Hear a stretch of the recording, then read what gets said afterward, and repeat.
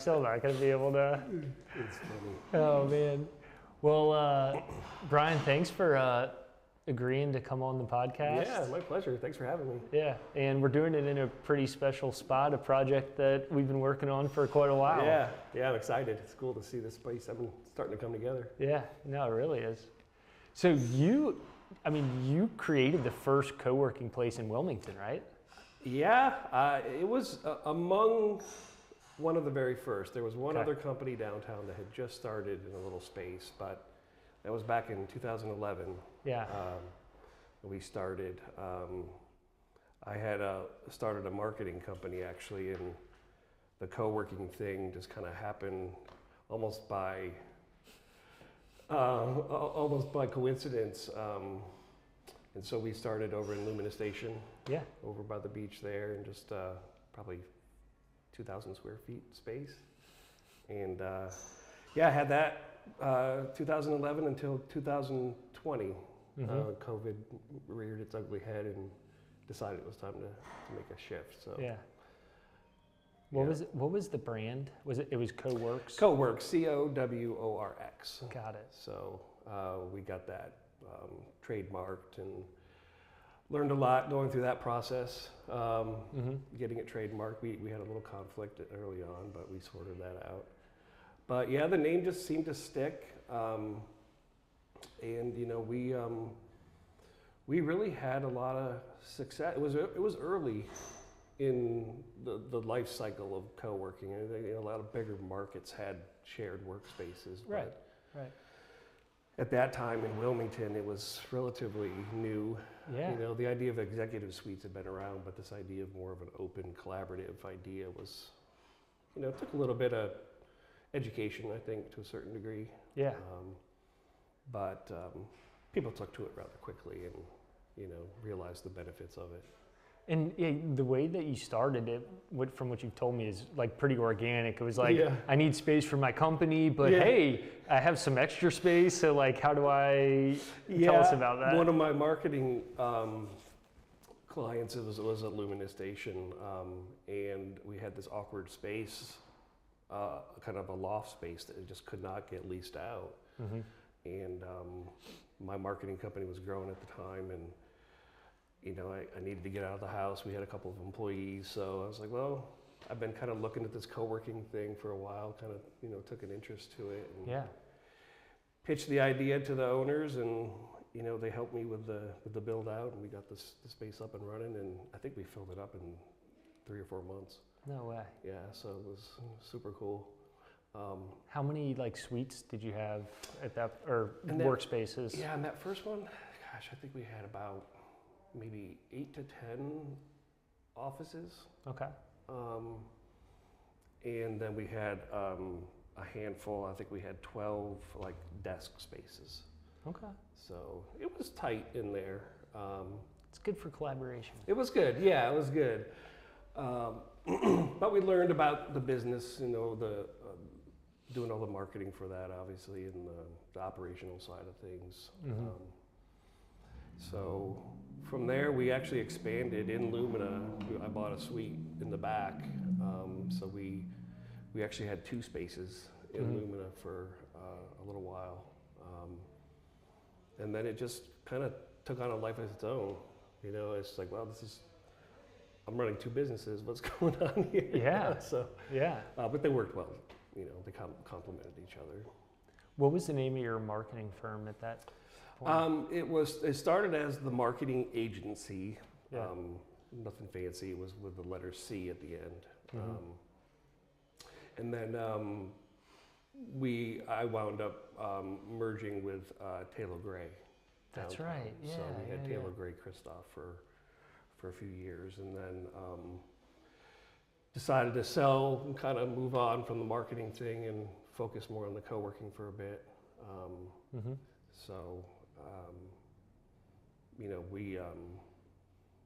the relationships, I think, you know, that formed through the co-working business is always something I like to talk about. It's just amazing to see that collaboration happen.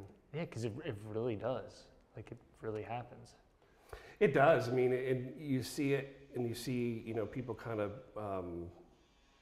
talking over coffee, and you can see the wheels start to turn. So they start doing business with each other, and then maybe they actually team up and go and do something on their own. Yeah. So it's super cool. That's awesome. So from Lumina Station, 2,000 square feet, then expanded a little bit more, got another suite. How many square feet were you up to at Lumina Station?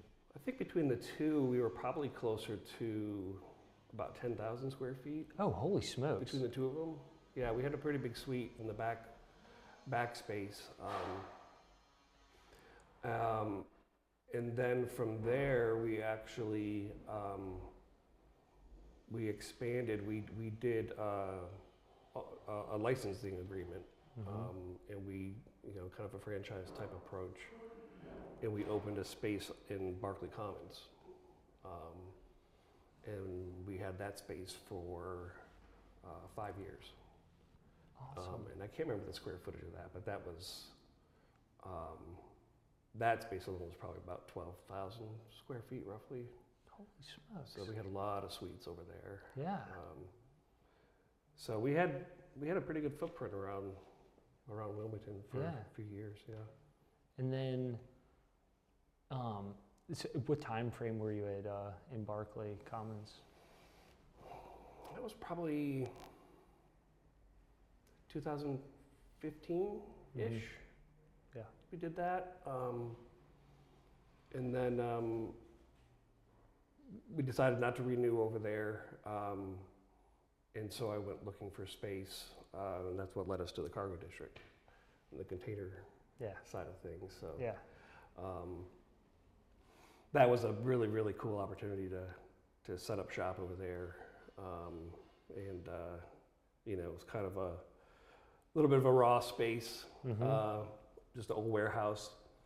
But then we came in and we incorporated some containers into the space for offices and stuff like that. So I always enjoyed the design part of planning for these spaces. So it's fun. And that was CoWorx at the cargo?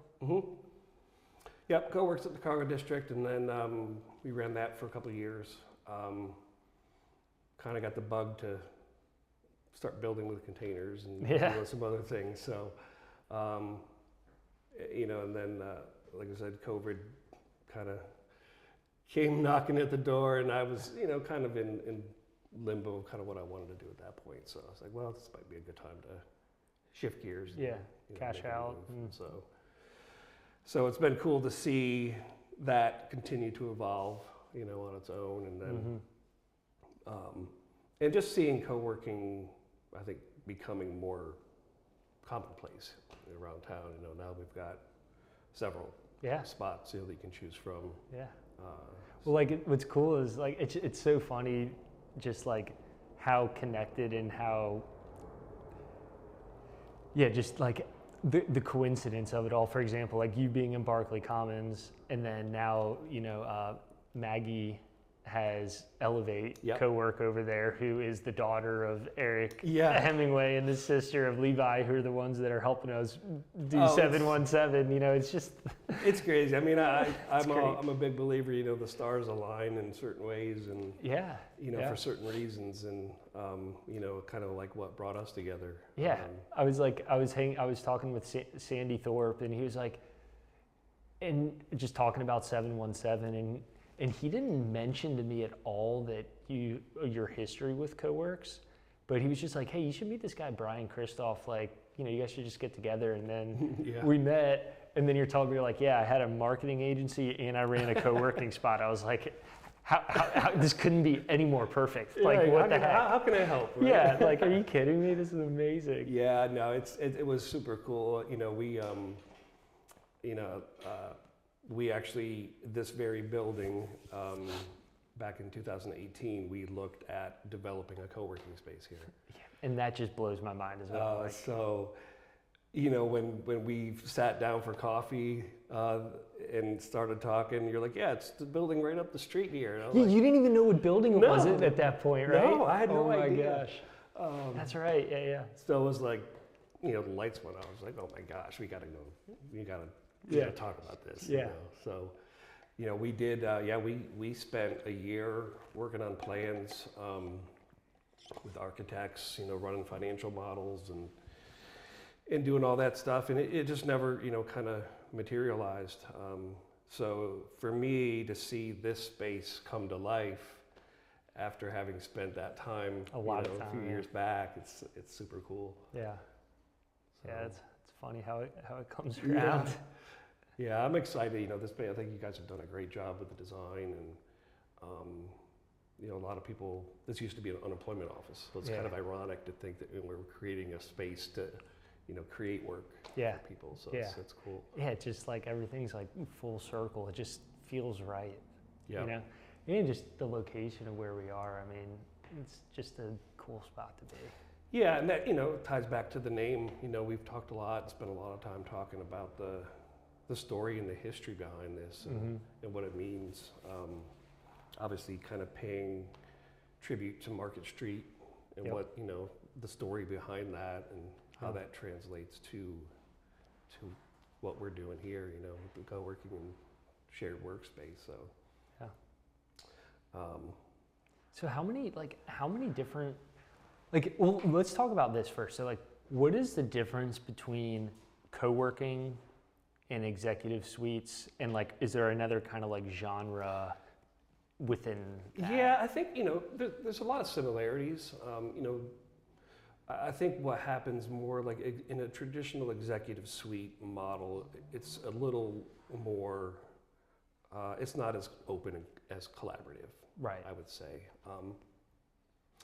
it's a lot of times they offer a lot more support services too, so you can have a receptionist, answering calls for you and doing all that kind of stuff. But I think more on the co-working side, it's more about openness. It's about encouraging relationships. Community is always the big buzzword around co-working. Yeah. And so, just the design of the space alone, is built with that in mind. How can we create kind of those intentional collision areas for people to, have those conversations and, spark ideas.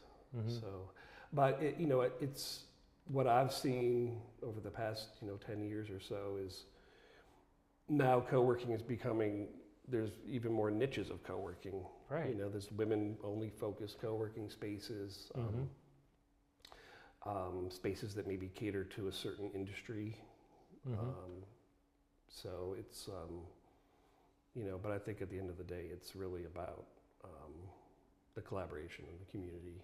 Yeah. Yeah, definitely. So. And then within co-working, you have some places you can enter into a 1 or 2 year lease, and at the same time and at the same place you could rent a desk for a day. Yeah. Right. Yeah.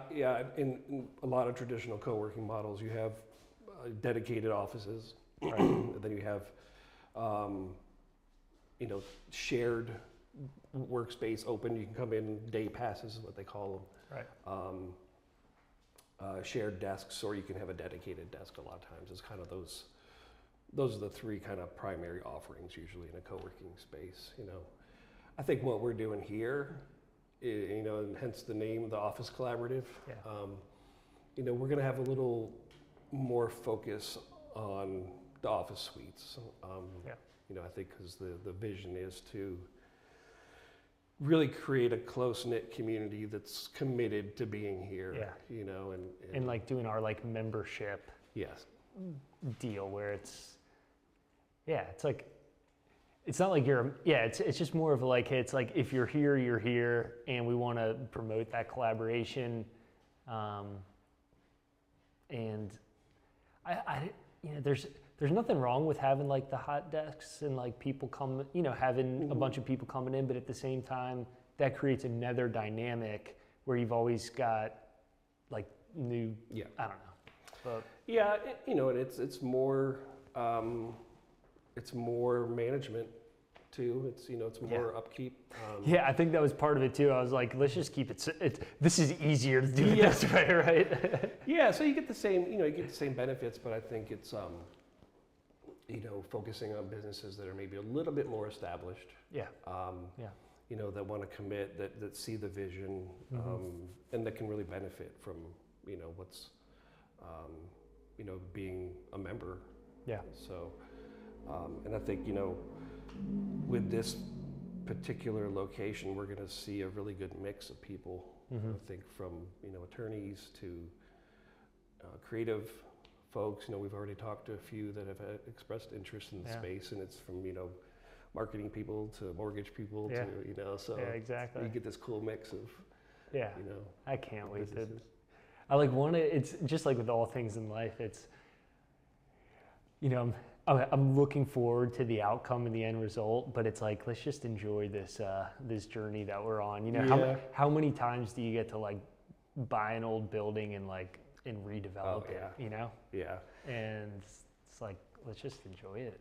Yeah. So this building was built in the early 70s. I think it was 70, 71. Okay. Yeah, and it spent most of its life as the Wilmington branch of the North Carolina unemployment. So funny. So it's if these walls could talk, I'm sure there'd be some interesting stories. Oh my gosh, I know. But I think this is something that I've always been passionate about with my co-working spaces is finding a space that has a story behind it. And there's a lot of spaces that have that are super nice in a more traditional type of Class A type office building, and they fit their purpose. But I've always been a big fan of doing something like this and a little bit it's like you've got the history and the industrial aspect of it, like the open ceiling, the brick, but then like everything is brand new, plumbing, electrical, the drywall and the framing and the setup. Yeah, Elm Builders. They've been. I know those guys. They've been killing it. To see this place take shape over the past few months has really been incredible. Yeah. But I think too, the design of the space lends a lot to what There's certain people that are going to be attracted to that, and so it kind of fits their character and it fits their business. Yeah. It's a reflection of their brand. In some cases, they're better suited in more of a typical office space. But if that's not their a good fit for them, something like this is a little more. It's got a little different vibe to it and a little more character, in my opinion. But that's a big part of the story. Is the space and definitely and the people within it. Yeah. When you had when CoWorx, when you had the different iterations, did you have the dedicated offices and then like the day pass, like all the way down to the day pass type thing, or? Yeah, we did. We had the whole mix. Dedicated offices was kind of the top of the tier. Then we would have a dedicated desk. As kind of the middle, and then you could just do a hot desk, which would just be come in, grab an open space and work. Use the internet. Oh, got it. Everyone came with a mailbox, so you had an address if you wanted to. You can receive mail. We even at one point just rented mailboxes out to people that needed them. Interesting. It's a little extra revenue stream, which actually was surprisingly did pretty well.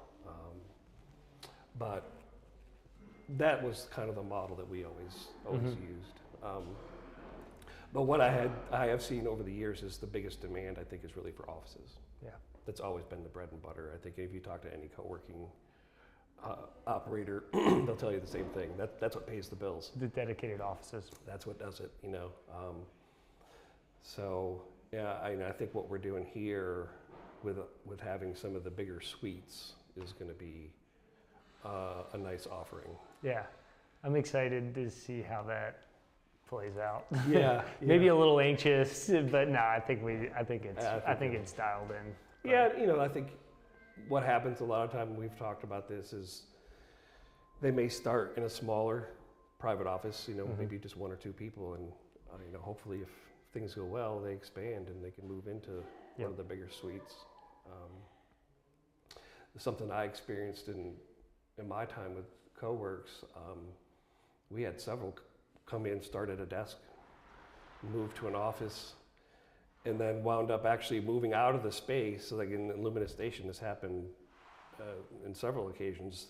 Then they would go rent another space from the landlord. Yeah. So That's the very cool. landlord's benefiting from it. Yeah. And we get to see that business kind of, grow and mature, and so it's, there's a lot of benefits to it, and Yeah. in a lot of different ways. So When you first started, what software? How were you managing the managing all spreadsheets this? originally. Spreadsheets. Yeah, I was the guinea pig on a few different software platforms. I'll say that. Cool. I think the very first one we used was called Cobot. Cobot. Still around. And that was in 2010. This was in 2011. 2011? Yep. They were actually based out of Germany. Mm-hmm. I remember because we had a few little language issues back and forth from time to time, but yeah, we were kind of on the cutting edge of some of that stuff, and there were companies that were just realizing this was going to be this was becoming more popular, so so we wound up using that for a little bit, and then they started having more different software options for us. Yeah. So we wound up using. Excuse me. A little dusty in here. We wound up most recently using a tool called CoWorx. Right. CoWorks. Yep. And they're based out of Raleigh. Yep. And I use those in my last space, and I think that's what we're going to play. Yeah, and that's what we're going to use here. Yeah. And they've been super helpful, supportive. But I was one of their early customers previously at CoWork. So Yeah. now there's dozens of different tools out there that and technology has come so far. Yeah. The way that kind of the open platform, you can do a lot of stuff to plug things together and do that. So, but having the tool helps a lot. Yeah. I'll say that. Yeah. For managing billings and. Yeah. I couldn't imagine doing it any other way. Yeah, It's a manual process. Yeah, it gets a bit cumbersome. So when COVID came, you had CoWorx at the Cargo, Mm-hmm. and people that had their dedicated offices, were they on like annual leases or month by month? Like, how did you have all that stuff structured? Yeah, that's always been one of the key ingredients to co-working is, you can get into a space without a long-term commitment. Right. And obviously all the overhead that comes with a traditional, office lease. Yeah. We offered, for the private offices, it was a 6-month minimum. Okay. 12 would typically be our preference, but we didn't do anything over 12 Okay. months because we still wanted to keep it relatively flexible. Yeah. And then the shared spaces was all month to month. Month. That's, and then we would just ask for a 30-day notice if they were going to leave. But, Yeah. So, just keeping that flexibility, I think it's good. We want to support small businesses and entrepreneurs that are getting on their feet, and Yep. We've been there, we know what that's like, and so Yeah, exactly. making sure that you keep that in mind, that you've been in their shoes, and want to keep them, give them the flexibility, to shift if they need to. Mm-hmm. So, but we rarely had people that would leave early. It was typically maybe something came up that Mm-hmm. they had to make a shift. But overall, we had relatively low turnover. And then when COVID came, did you get kind of like a mass exodus of people, or not exodus, but like people, non-renewals and stuff like that? It was just, I mean, like for so many businesses, it was just, you know, a big question mark. You know, everybody just kind of hunkered down, and, you know, we were just waiting to see what was going to happen. Fortunately, I mean, initially it was a ghost town, obviously, because the whole world shut down pretty much. But after things started to ease up a little bit, we actually kept the membership levels pretty decent. You know, so people, once they could, started to wander back in. And, but you know, I think that was just kind of a turning point for me, just in my, you know, I'd been doing it for 10 years at that point. So I just ready to kind of shift gears and do something else. So, but it's always been a huge part, obviously, of my life, and the relationships and the experiences I've had, you know, in the co-working environment. And people, I mean, just the co-working world in general, I mean, they're so welcoming. I remember going to some of the very first co-working conferences, you know, and everybody's looking at each other like, so, what are we doing here? You know, what are we doing? You know, I went to Austin and met, you know, all kinds of great people that were in the same spot, you know. And it was funny because so many of them were had similar stories to me. Like they had kind of been doing something else. You know, a lot of them were in marketing or some sort of creative industry, and this co-working thing kind of came as a side gig, you know, and so there was a lot of similar stories to share with people. So. Yeah, I mean, well, it's like, I think my story aligns very much with yours, where it's like professional services company, growing, need more space, opportunity comes up, it's like, well, I'm gonna have extra space, so why not, you know, why not turn it into a place where other people can come to work, and then there's opportunity for collaboration, and it's like literally the same story as you, and I'm sure many people at the conference. Oh yeah, and I think, you know, what you're planning here and with Capone, you're just gonna be a, you know, part of the team, part of the co-working crew. Yeah, exactly. You know, you'll be the master tenant, the main tenant, obviously. But you know, I think, you know, we've got a lot of plans for events and networking opportunities. So we're excited. And the rooftop terrace, we got to talk about. Got to talk about. Finally got the stairs in. You got to go up and check that today. That is. There's nothing else like it that I know of in terms of, you know, office and you know, co-working spaces around here. That's a game changer, I think. Well, you know, talking about like the future of office space and commercial space and how companies are working and employee retention, and it's hard to find people. And, you know, I think that, so the space is one thing. Is like, you know, people work from home, you know, big corporations aren't entering into like huge master leases like they have in the past. But it's, you know, part of like recruitment and employee retention. And if you want, you know, if you want people to come into the office, give them a cool place to come to work. That's fun and enjoyable and convenient. Yeah. You know? Yeah, I mean, everybody knows, I mean, COVID just flipped how people work, you know, upside down. Totally. And, you know, just because we had to, we were forced to, you know, people realized, wow, we can't do this. You know, we can still be productive, and I can still spend time with my family and take care of, you know, what's important to me. And so I think, you know, that was really the line in the sand when it comes, you know, kind of came to office space and long-term leases.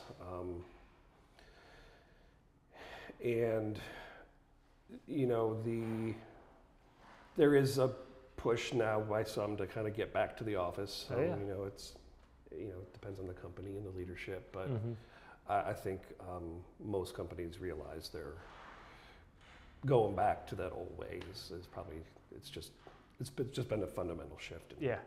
Yeah, absolutely. So the need for more spaces like this, continues to rise. And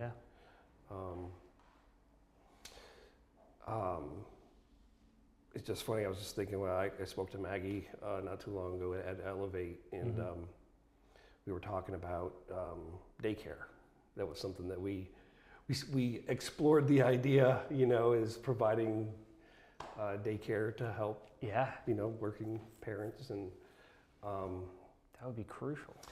It's a tricky thing because there's a lot of legal stuff involved with it, and obviously, but she did explore that idea, and I did look at it too once, but it was just like a little too complicated. Yeah. So that was the one thing we didn't offer was daycare. We wanted to though. I mean, because we knew it would be helpful, but it's just a little outside of the. Yeah, it's a little bit outside of the core competency, outside of the model. Yeah. So.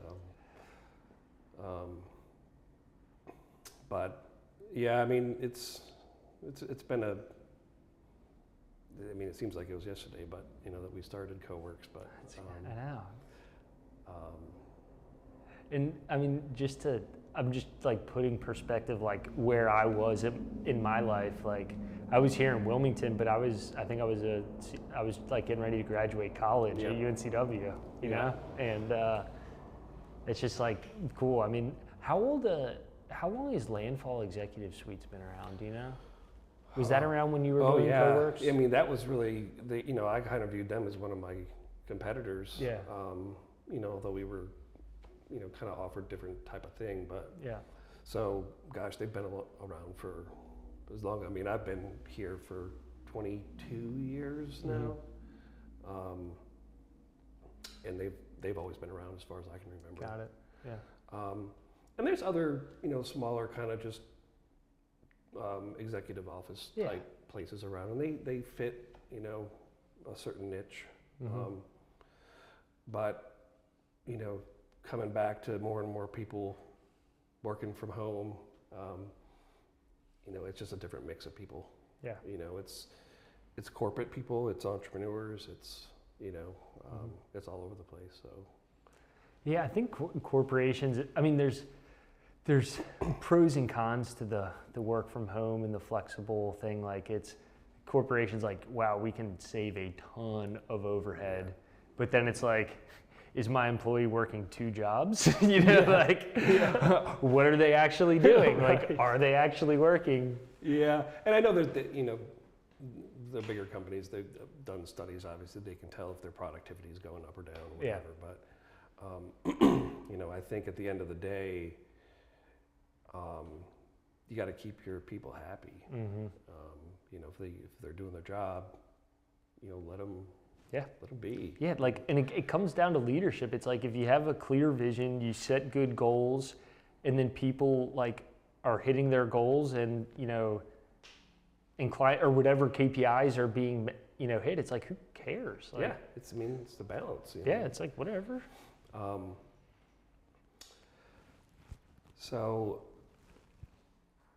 Yeah, I mean, I think something that came up recently. I was talking with somebody. It was actually the people at the CoWork software, and something came up, and it kind of struck a chord with me. And she said, I think a lot of people that have been working from home now, they're really starting to experience loneliness.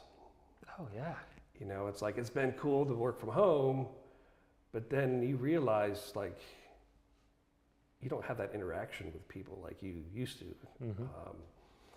And especially if you have kids and pets and stuff, there's a lot of distractions potentially. So, but the idea that, the loneliness thing, I think it kind of took some time to get to that point. I think at first everybody's like, "Whoa, this is work great. from home." Yeah. And then it's like, okay, well, it'd be nice to see somebody, talk to somebody. Yeah, exactly. Some real human interaction that's not through a screen. Yeah, and that's, And that's a big part of what this shared office space is all about. Yeah. It's interesting. Mark Zuckerberg was on Joe Rogan podcast recently, and they were talking about like Meta and like how they're working right now.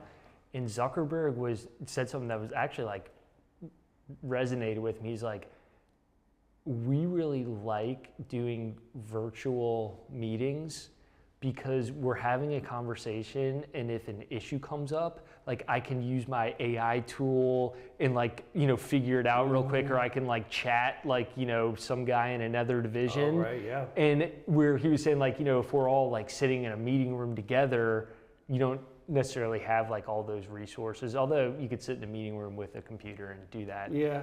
But it was like interesting to hear him say that, because freaking Mark Zuckerberg, Yeah, and right, like the way, right. and I'm just like thinking of like him like being on like a Zoom call just like a normal person, and then like just like imagine like you get a Slack message or something that's like from Mark. It's Right. like it's like I don't know, just like he's just a normal person just like us, but it would just be like weird to like get a message from him. But then they were also talking about, it's like someone could be trying to research or pull up some information that they have, but they could also be figuring out where they're going to go for dinner that night. So it's like, well, they're multitasking. yeah, they're multitasking. So it's that work-life balance. Yeah. And technology, obviously, has come so far that enables us to even have that ability. So. I think we like realized like all the technology and the capability of like working remotely was already there. Mm-hmm. And then COVID happened, and like I think it was pretty seamless for a lot of companies and a lot of people to just I've got internet, I've got a computer with a video camera that's built in, and like let's work. Let's right? put it to work. Yeah. Like I'm sure Zoom and the Google Meets and all that stuff probably ramped up their development. Talk about the right place at the right time. Who knew of Zoom before COVID, right? And now Zoom's like the Kleenex. It's like a tissue is a tissue, but everybody calls it a Kleenex. And now it's like, oh, I'm on a Zoom call, but you're on whatever platform it is. They call it owning the brand category. Mm-hmm. And so it's like, but I think that they've obviously done very well. I'm sure they've probably seen a little bit of a dip, but yeah. But tools like Google has a lot of free tools that you can use. I've been using the Google Gemini stuff on our meetings now, and you can record it, and then it transcribes it, and then it sends you a summary afterwards. Yeah. It's like, and I like walk around and like tell everybody, I'm like, I'm using AI. It's a game changer. No, it's like literally, and one of our team members was having a meeting with a prospective client that I wasn't able to join, filmed it, and then just like shot me the notes, and I literally was able to like digest an hour-long meeting in like 5 minutes. Yeah. I definitely missed details and stuff, but it got the gist. Yeah. It's a game changer, total game changer. It's funny. I remember I was in Raleigh for some conference years and years ago, and this idea of having a video on your phone was like, come on, are you crazy? Yeah. And then I saw a guy, actually, it was like one of the first ones, and he was having the video chat. I was like, man, that's, it's so cool to see just how technology just evolves. It evolves so fast. I think, I think I might have been talking to you. I've said this to a couple people. Like people are like asking me, just telling them about my business and like, what systems do you use? And I like had like an out of body experience because like the words that came out of my mouth had never come out of my mouth before. But I was like, yeah, our tech stack is like made up of it. I was like, did you just use the tech? Who are you? Like, but like truly, it's like we use a bunch of cloud-based platforms and for our end-to-end business. And really, when you think about it, like we are stacking different types of technology on top of each other to create a customized solution for how we operate. Oh yeah, it's changed so much. It's become more open. So, it allows people to build tools Yeah. to meet their specific needs, and there's plugins and widgets and Yeah. APIs, all this crazy stuff. So. Well, like even here, so we're gonna have like CoWorx, which is the like the management system. But then what's the other thing we're using for the key locks? It's called Brevo, which is basically remote access control, so we can basically unlock the doors with your phone. Right. And will that tie into CoWorx or yeah? Yeah, they speak to each other. So How when cool we is that? get a new member, we'll set them up in the software, and then it'll basically give them, we can assign the credentials to say, give them access to such and such a door. Yeah. And then just, walk up and flash the phone and those first man, when we move in here, and those first couple weeks is gonna just be a really weird. It's what am I doing here? I used my phone to open the door. Oh my gosh, it's gonna be kind of surreal. Yeah. Really. Yeah, I'm excited for you, and I think the space is gonna be, I think it's really gonna. It's gonna benefit so many people. Yeah. And the community. And I mean, think about it, I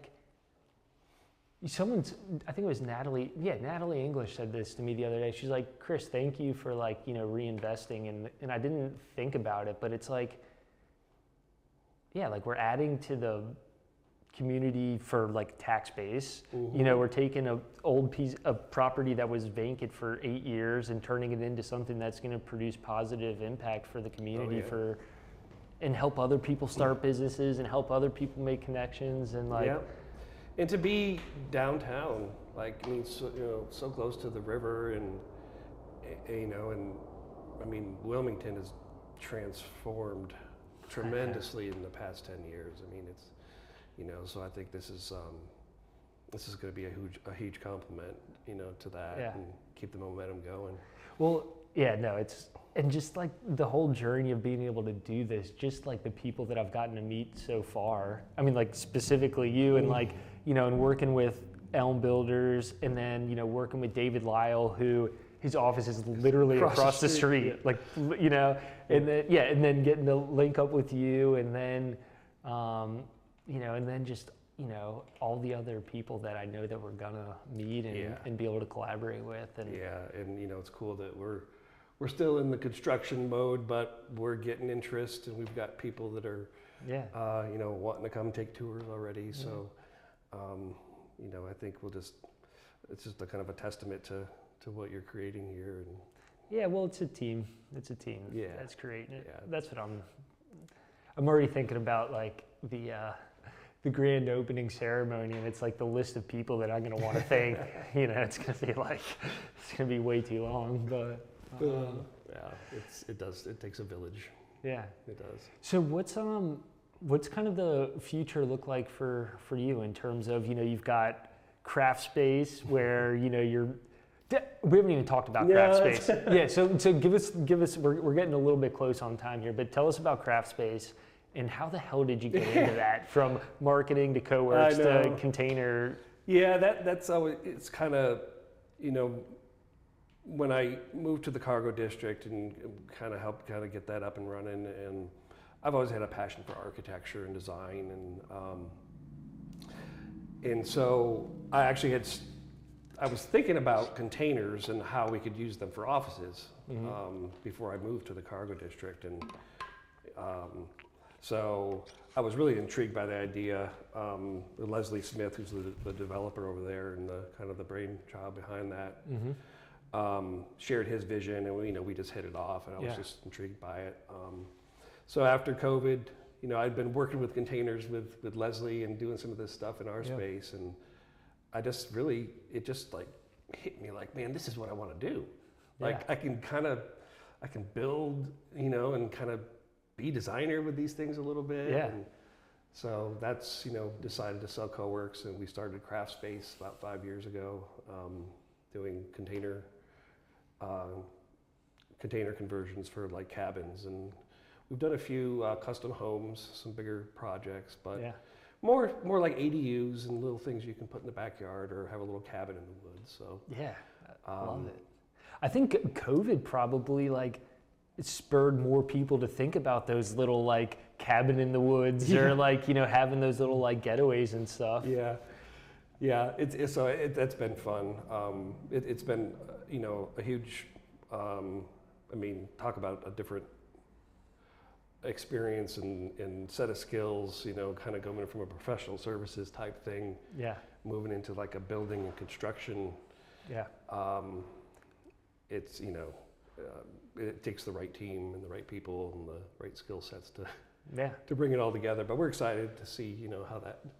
And you guys you've got a partner that's helping you with some of the fabrication? Yep, we teamed up with Gulfstream Steel, which is up in Holly Ridge. They've got a huge facility up there. They've been doing container builds for the military for years, training facilities, all kinds of really cool stuff. So they had the skills and the tools, so we came to them with the idea, well, let's build how can we kind of create some residential type units out of these things. And so we've spent the past few years going through the modular certification process with the state of North Carolina to get. I love how you say the past few years. Yeah, it's the certification process. There's a lot to it. Oh, man. But we're actually coming down the home stretch on that with our first 40-foot cabin model that'll be certified by the state of North Carolina. And basically what that means is we can build these things in a factory setting, and all the inspections that would typically take place on site when you do a site build, they're all kind of pre-approved. So it just makes quality control, you know, timing, schedule, stuff like that. And from a cost perspective, having everybody be able to do it in one spot as opposed to sending out a bunch of people to a job site every day. I mean, so we're excited. We have been working on that for a little while now. So to see that, you know, start to, you know, come together is a breath of fresh air. I'll say so. Awesome, man. Well, we are at our time, but I guess I got to close with one last question. And other than you know, being a fractional chief marketing officer for Component Associates and 717, what's the future look like for Bryan Kristof? You know, obviously I'm excited to work with you on some stuff. Obviously with this space.